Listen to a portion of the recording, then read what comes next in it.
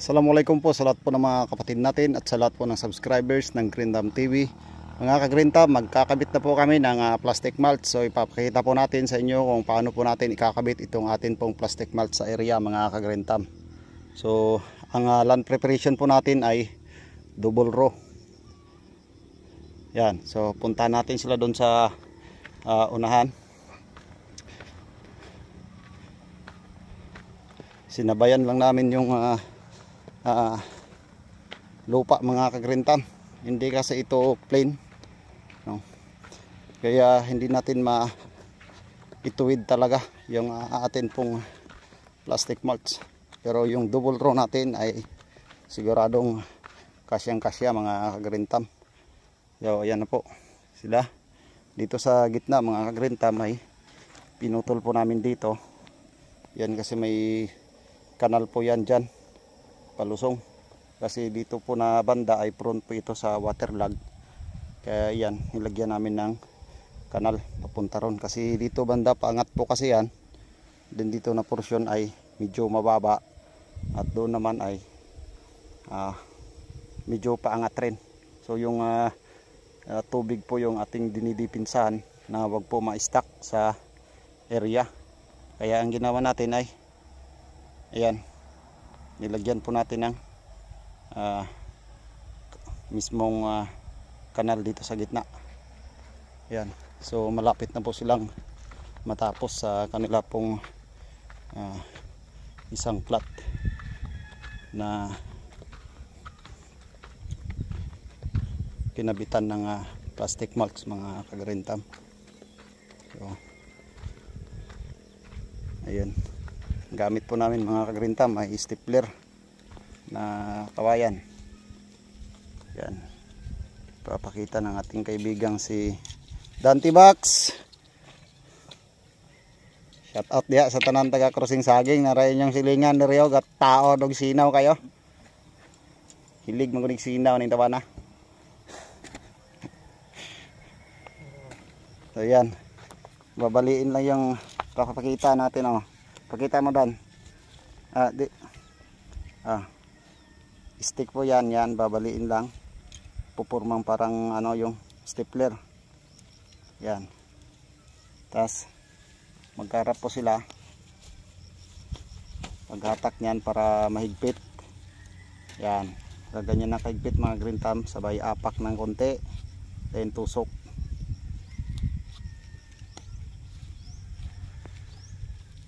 Yan. Yan kahigpit, mga Green Thumb. Yan, ayos na ayos talaga to si Dante Box, alias Commander Sinaw. Sulaw man dito sa Sinaw naman noon. Ayan, so hila na konti.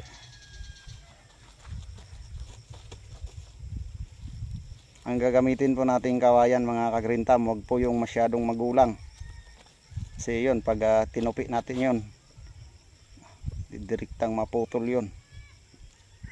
Yung medyo ano lang, mga ka-Green Thumb, medyo mura. Yan, yung kawayan na may tinik, wag po yung ano, yung malalaking klase ng kawayan, mabilis pong mabulok yun. Mga 3 months lang, lalo na pag laging maulan, mabubulok. Kaya hindi maganda yung performance ng kawayan na yun. Kaya ang ginagamit talaga namin is yung may mga tinik. Yan, dulo na ikakat lang natin. Yan, mga ka-Green Thumb. Yan, expert na kasi itong kasama natin, mga ka-Green Thumb, kasi pangalawang tanim na natin ng ng atsal. Lagi natin tong partner, si Dante Box. Yan, parang nagkakabit tayo ng yero nito. Kaya mas maganda may gamit tayong salamin.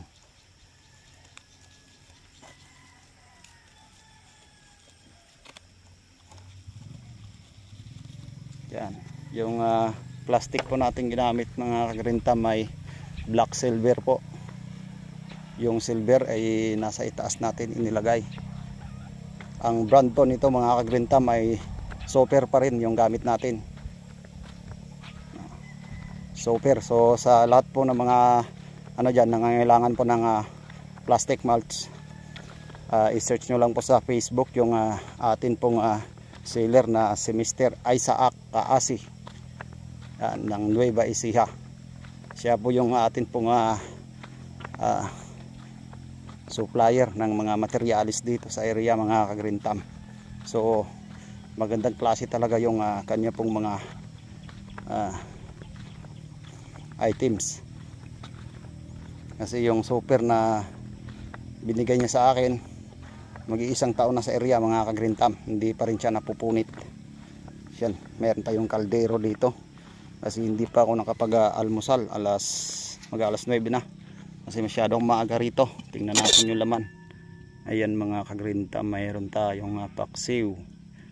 Yan, tama-tama. Gutom na ako mga ka-Green Thumb. So, dito tayo kakain. Malapit sa ating greenhouse para masilip naman natin yung atin pong seedlings. Yan, kasi nagkakabit na tayo ng plastic mulch mga ka-Green Thumb. Ibig sabihin malapit na nating i-transplant itong ating mga seedlings. Kasi ito, yan, babalutin pa namin yan mga ka-Green Thumb. Isang plot pa lang. Doon pa sa kabila. Yan. So yung kahapon, ang ginawa namin ay nag-prepare kami ng mga peg sticks. Yan. Yan po yung pang-stapler natin mga ka-Green Thumb. Huwag po natin ganong lakihan. Mga ganito lang mga ka-Green Thumb. Yan yung daliri ko. Yan. Kalahati ng daliri lang yung lapad. Yan. Kasi pag masyadong malaki, mahirapan tayong tupiin ito. At ganito lang kanipis. Oh. Yan. Tas mura yung gagamitin natin, yung meron pong tinik. Yan, marami na po kaming nagawa kapon, pero malaki pang kulang pa talaga yan. So ito po yung ating mga seedlings mga ka-Green Thumb, 18 days. Yan, wala po tayong ibang ginamit nito kundi ano lang po, fungicide lamang at saka insecticide. Wala po tayong foliar mga ka-Green Thumb. Dito tayo kasi ginamitan natin yan ng net. Meron tayong shade net para mas masilip natin. Ayan mga ka-Green Thumb. Yan. Hanggang dun po yan. Unan. Yan po yung ating binhi. Dito naman sa kabila meron ding yan. Hindi kasi magkasabay ito nung atin pong nilagay dito. Kaya yung iba medyo maliliit pa. Pero ayos lang kasi hindi naman natin sabay matransplant ito.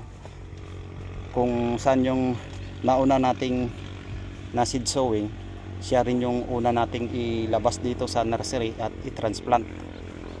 So ganyan lang mga ka-Green Thumb, ano? Ayan. So yun lang muna mga ka-Green Thumb, at mag-aalmusal pa tayo sa atin pong baon. Kainin muna itong baon natin mga ka-Green Thumb. Wala pa kani kaon dan? Ayan. So yun lang po muna mga ka-Green Thumb, ano? Assalamualaikum, happy farming po sa inyo pong lahat.